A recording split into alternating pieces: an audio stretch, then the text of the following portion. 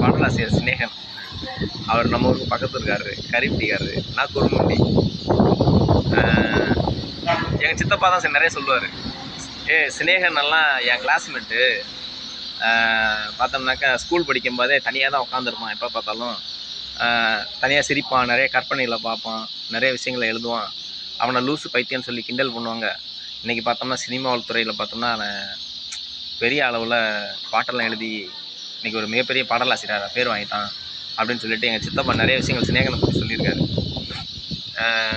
அப்புறம் தான் நான் நினச்சேன், சரி இவங்கெல்லாம் சரி இவங்களை வந்து நம்ம அதாவது சினிமா துறைக்குள்ளார உள்ளவங்கெல்லாம் நம்ம ஊருக்காரங்க, தெரிஞ்சவங்க, பக்கத்து ஊருக்காரங்க, ஏதாச்சும் ஒரு வகையில் சம்மந்தப்பட்டிருக்குமோ அப்படிங்கிற மாதிரிலாம் நிறைய விஷயங்கள் நான் தெரிஞ்சுக்க ஆரம்பித்தேன்.